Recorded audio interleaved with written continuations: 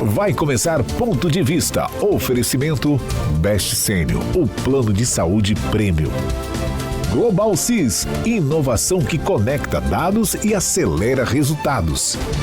Ponto de Vista no ar, seja muito bem-vindo, seja muito bem-vinda. E a gente começa com um assunto que o Espírito Santo entende muito bem: produção de cafés especiais. E um projeto foi criado para fortalecer o agronegócio e o turismo. A intenção é ajudar os cafeicultores a divulgarem mais e melhor os produtos. Esse projeto criou também um mapa que mostra onde estão os cafés especiais de norte a sul aqui no nosso estado. Vamos acompanhar.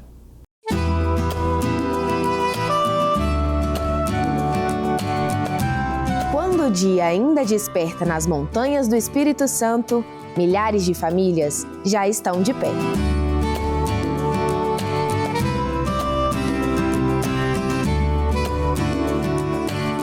É da força da agricultura familiar que nasce um dos maiores orgulhos capixabas: o café especial.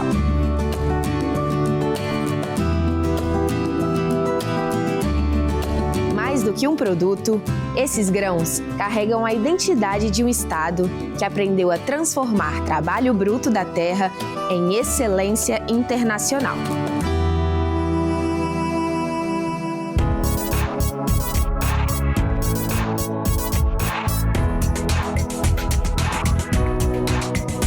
Um exemplo dessa transformação vem de Santa Teresa.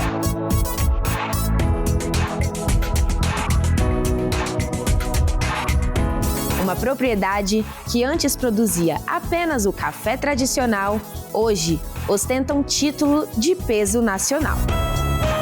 Essa propriedade é uma propriedade centenária, né? Ela tem 137 anos.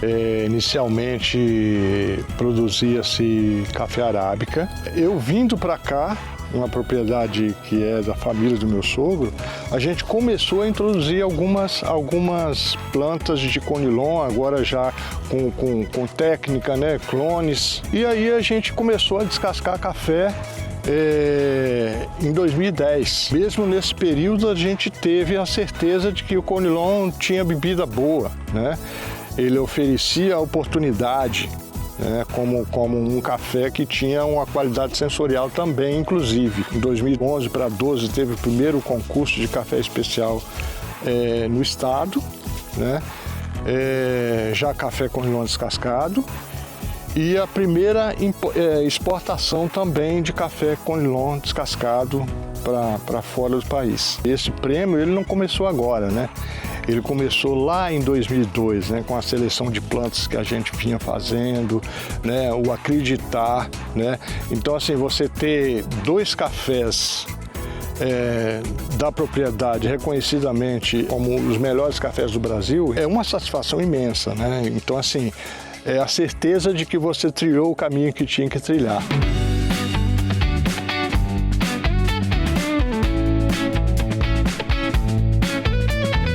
A virada de chave do Seu Luiz reflete a realidade de um estado que descobriu o valor do mercado prêmio. Mas, para que o pequeno produtor competisse de igual para igual no mundo, foi preciso criar uma rede de apoio. O projeto Cafés Especiais atua justamente como essa bússola no campo. Esse projeto começou com a nossa vivência de 25 anos com o turismo no Espírito Santo. Então, como a gente tem muitas percepções de estar sempre se atualizando, a gente percebeu que o nosso estado desenvolveu nos últimos anos uma variedade muito grande em relação ao café. Hoje, o Espírito Santo, se a gente fosse comparar com uma paleta de cores do café, ele tem a paleta completa.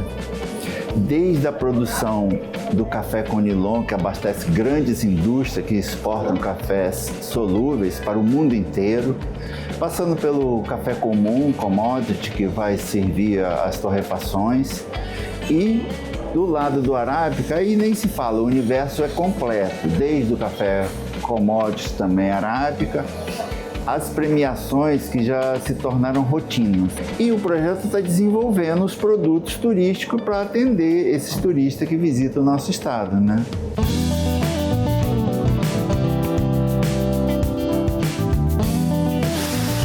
para que a engrenagem do desenvolvimento gerasse impacto real, o conhecimento técnico passou a caminhar lado a lado com o fortalecimento econômico e o cooperativismo. O café na atividade rural é uma das mais importantes do Espírito Santo. Então, todo projeto que nos liga ao café, a gente tem interesse. Então, um projeto como o café é um produto que gera muita expectativa, gera riqueza, gera bem-estar. Então, o Cicobi tem toda a vontade de ver as pessoas cada vez mais se sentindo, valorizando as pessoas. Eu acho que é o grande negócio das empresas nesse momento. Então, a gente remeter às nossas origens, ela nos remete ao café. Remetendo ao que nós estamos vivendo hoje, o café traz novas conexões. O maior indicador do sucesso dessa cadeia integrada está no futuro. O café especial virou uma ponte de retorno entre gerações. Onde antes se temia o êxodo rural, hoje se encontra inovação liderada por jovens que decidiram ficar. Eu vim para cá há cerca de 9 anos, sou formada em Direito e nasci em Vitória. Então, assim como o papai ele fez um caminho inverso, né, saiu da cidade e veio para o campo, eu também segui esse caminho e aqui eu cuido da parte financeira e da sustentabilidade. Então, é uma complementação do trabalho que ele já fazia. O café ele é muito importante para a economia do Espírito Santo, sobretudo no interior, ele que move as cidades e emprega bastante gente. Eu acho que simbolicamente é muito importante ter esse reconhecimento de um trabalho que eu posso dizer, há uma centena de anos, né, que começou com o pai do meu avô, depois o papai, e hoje nós que trabalhamos lá. Uma mudança profunda que reescreve histórias no interior capixaba e redefine o papel do empreendedor no campo.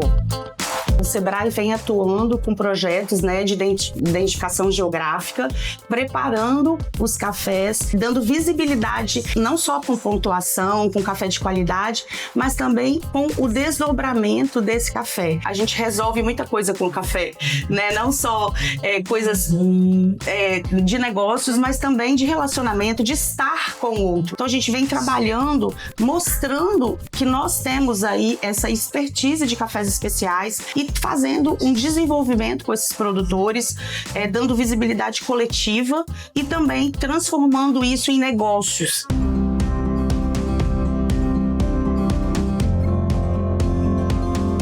Dos sítios das montanhas capixabas para o mundo, o café especial do Espírito Santo não representa apenas desenvolvimento econômico. Representa família, memória e pertencimento. É o sabor de um estado inteiro que descobriu na sua própria origem o seu maior valor.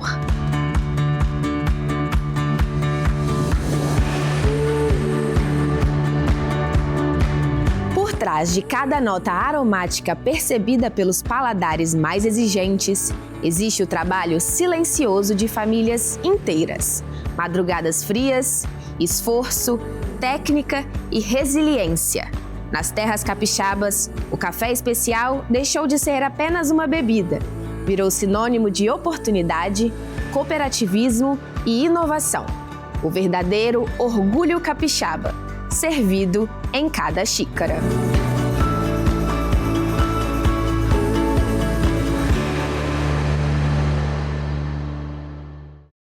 E tá chegando a hora, minha gente. Amanhã começa a Copa do Mundo e o Brasil entra em campo no dia 13, próximo sábado. Copa do Mundo é também sinônimo de oportunidade para ganhar um dinheirinho extra. Roupas, acessórios, cuidados com a beleza, com o visual. É hora de torcer e faturar também. A cada edição do Mundial, o verde e amarelo voltam a ganhar destaque. Mas se antes a camisa da seleção era praticamente a única opção para torcer, Hoje a moda oferece inúmeras possibilidades. Uma mistura de cores da bandeira com peças modernas, artesanais e cheias de personalidade. E é justamente nesse movimento que muitos pequenos empreendedores encontram uma oportunidade para crescer. Eu trouxe algumas peças que já existiam na marca, né, que as minhas clientes já gostavam, e vi que elas estavam pedindo algumas peças em tema da Copa. Eu gosto muito de escutar o que as clientes querem, né? Então eu trouxe peças que já eram bem aceitas com as cores da Copa. Tops, saias, conjuntos e acessórios ganham versões inspiradas na torcida brasileira. Além de acompanhar uma tendência que vem ganhando força nas redes sociais, ela aposta na versatilidade das produções. As peças podem ser usadas tanto nos dias de jogos quanto em outras ocasiões, o que amplia o interesse dos consumidores. Tá saindo bastante o top, que é esse que eu tô usando com a bandeirinha, e o azul também, ele tem saído bastante. As blusas estão saindo mais do que saias, do que as outras peças. Tem a bandana de crochê também, que é uma edição limitada. Para quem vive do trabalho manual, datas comemorativas costumam representar um período importante de vendas. E a expectativa para o Mundial deste ano tem aumentado a procura por produtos personalizados. Além das cores da bandeira, os clientes buscam peças confortáveis e criativas para acompanhar os jogos em casa, bares ou nos tradicionais encontros entre amigos e famílias. O Mundial ainda nem começou, mas para quem empreende, o trabalho já está a todo vapor. E não é só na moda que a torcida aparece. Nos salões de beleza, a criatividade também entra em campo, para ajudar os clientes a entrarem no clima dos jogos. A expectativa está muito grande, né? Porque esse ano, assim, a gente está esperando que o Brasil traga a taça para a gente. Então, o pessoal tem procurado bastante e a gente já está aí lançando alguns modelos novos, tá? Tá muito legal. No salão da transista Nice, os penteados temáticos começam a ganhar espaço na agenda. As tranças recebem fitas, adereços e acessórios nas cores do Brasil. A proposta é oferecer produções acessíveis, práticas que permitam ao cliente demonstrar a sua torcida de uma forma diferente. E por aqui, a procura é tão grande que a Nice teve que aumentar o quadro de funcionários. A gente já está aqui agregando, né, os nossos colaboradores e tem aí o pessoal chegando, porque senão a gente não consegue dar conta, porque a demanda é muito grande. O movimento observado por empreendedores como a Ana e a Nice não acontece por acaso. Grandes eventos costumam impulsionar vários setores da economia, principalmente quando são eventos temáticos, dando a possibilidade de trazer criatividade e diversidade para dentro da moda, da beleza e de diversos outros setores. Aqui no Brasil, mesmo a gente não sediando os jogos, a gente tem uma influência muito forte. Pra vocês terem ideia, no setor de serviços e consumo, você tem um crescimento de cerca de 2,5% no setor de serviços e consumo. No setor de supermercados, por exemplo, pode-se verificar um aumento de fluxo de clientes de aproximadamente 20%. Setores que vão se beneficiar muito dos jogos são setores de bebidas e de alimentação e bebidas, que você vai ver os bares lotados, o delivery abarrotado, sempre com grande demanda, e o setor de vestuário. Com essa febre do verde e amarelo, né, se aumenta o consumo drasticamente. Seja em uma peça de crochê, em um penteado personalizado ou em qualquer outro produto criado especialmente para o período, uma coisa é certa: quando a torcida começa a se mobilizar, os pequenos negócios também entram em campo.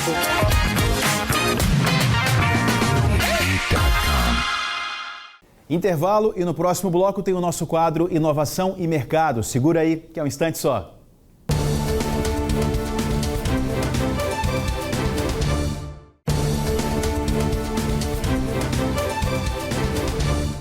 Boa tarde, começando agora o programa Inovação e Mercado. Hoje tenho aqui a satisfação de trazer meu amigo Ricardo Calheiros, CEO da TwoSolve, que é uma empresa de alta tecnologia, né? Empresa capixaba, de alta tecnologia, voltado para a internet das coisas, que é uma coisa que ele vai explicar aqui, o que significa exatamente isso e onde é que se usa isso, né?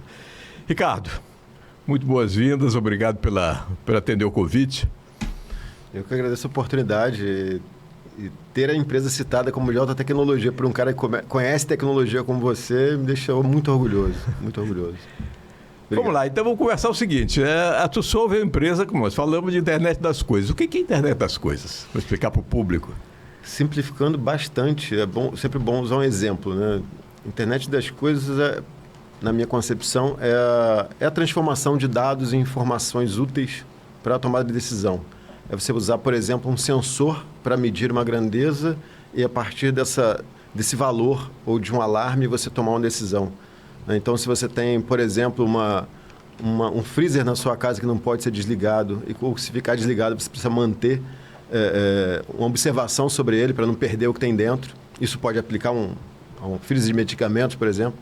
Se você tem essa informação e toma uma decisão de ligar um gerador ou de pedir a alguém que recupere esse bem, isso para mim é a internet das coisas. Um exemplo prático e simples. Quer dizer, esses sensores podem medir temperatura, pressão, movimento, vibração, presença de qualquer pessoa. Isso aí são sensores de eletrônica que você transmite aquilo, pega a informação e transmite em algum lugar. É a ideia da internet das coisas. Quer dizer, a internet não de gente, mas de coisas se comunicando. Essa é essa ideia, né? Por exemplo, o hidrômetro, né? Para ficar mais comum ainda, né? Se você tiver um hidrômetro na sua casa, todo mundo tem, transmitindo esse dado sem fio para que a conta chegue automaticamente na sua casa, isso é um outro exemplo bem universal de internet das coisas. E a TwoSolve existe há quanto tempo? Nós existimos há 16 anos. A empresa começou com serviços para pesquisadores e para a indústria e acabou desenvolvendo tecnologia, passando a desenvolver tecnologias para o mercado para, inicialmente, a automação de poços de petróleo. Como é que é a automação no poço de petróleo? Quer dizer, esse é um poço de petróleo onshore, em terra ou offshore? Nossa prioridade é atender o onshore, né? Um mercado grande, de mais facilidade de acesso.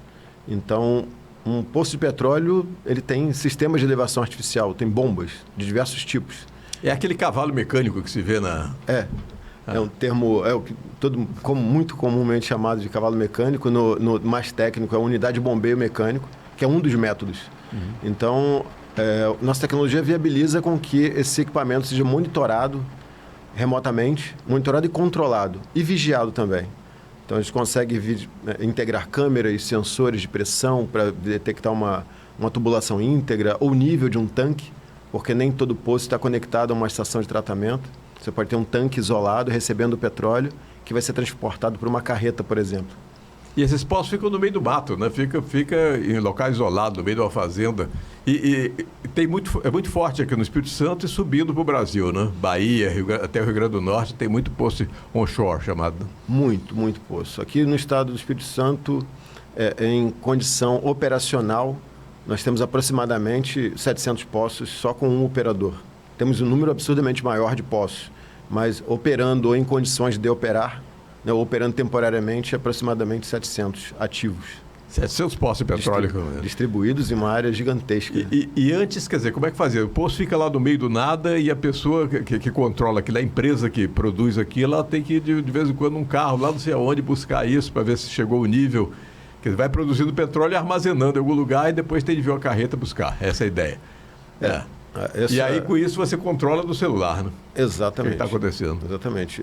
Como são áreas geograficamente muito grandes, a distribuição é muito grande de ativos, então, quando não há automação ou comunicação de dados, né, o que em algumas áreas não tem cobertura de celular ou uma rede própria, né, a ronda presencial é o caminho, né, o que expõe os colaboradores a riscos, porque se o posto tem que produzir pelo maior tempo possível, pode ser necessário que um operador tenha que acessar um posto desse às 11 horas da noite, meia-noite, 3 da manhã.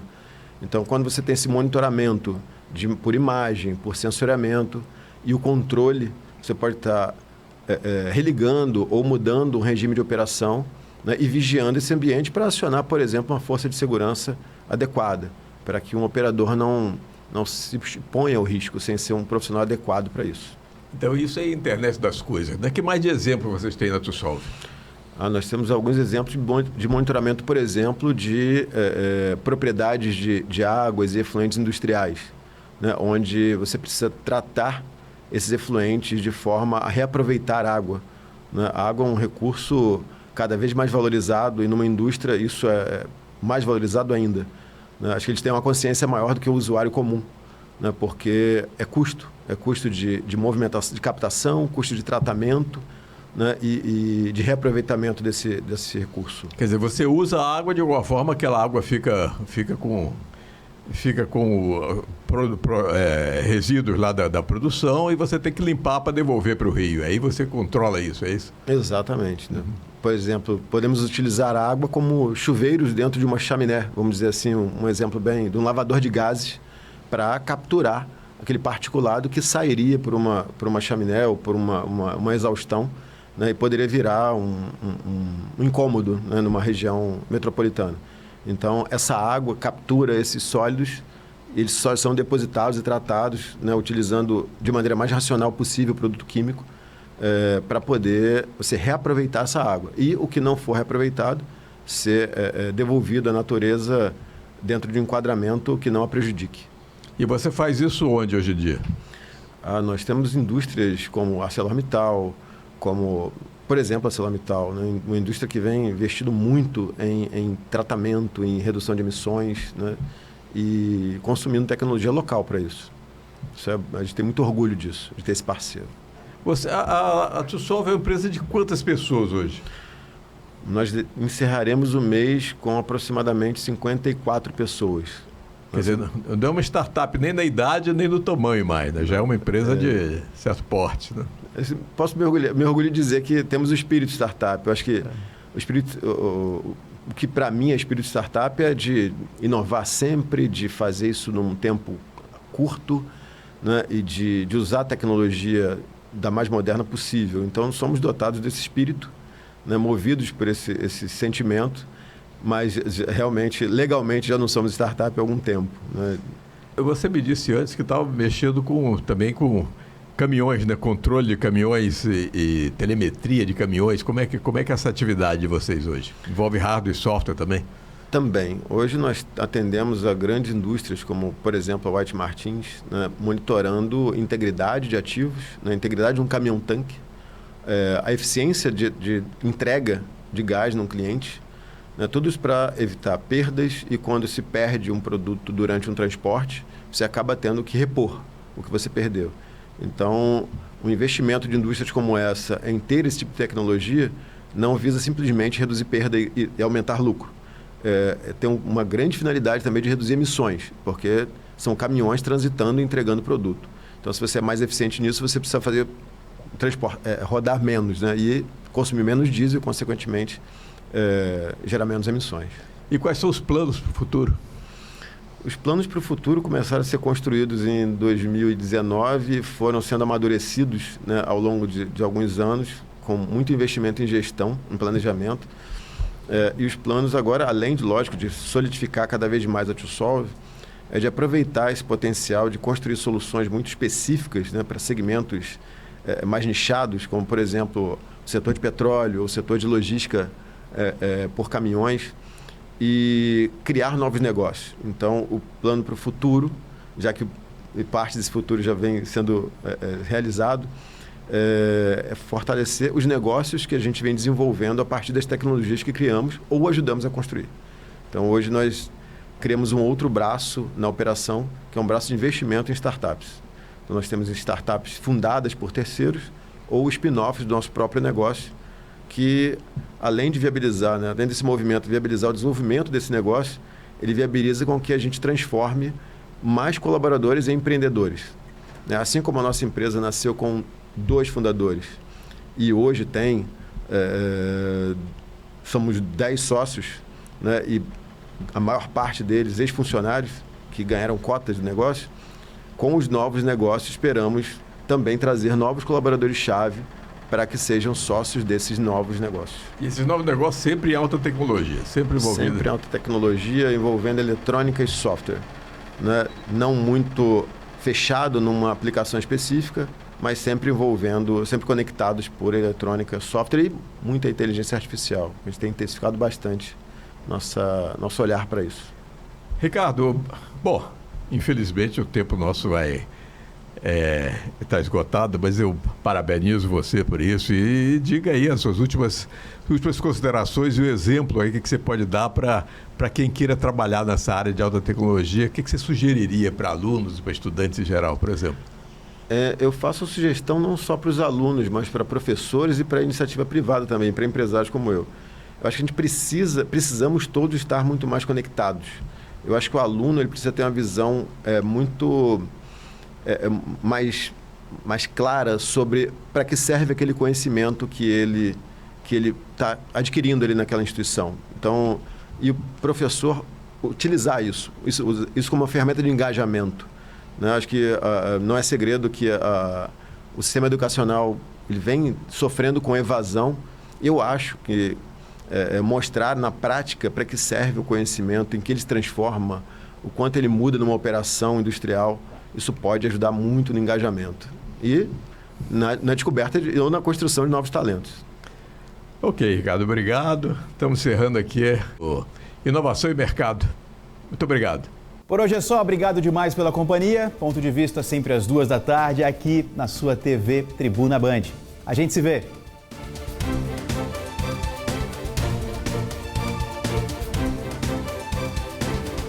Você assistiu o Ponto de Vista. Oferecimento Best Sênior, o plano de saúde prêmio. Global SIS, inovação que conecta dados e acelera resultados.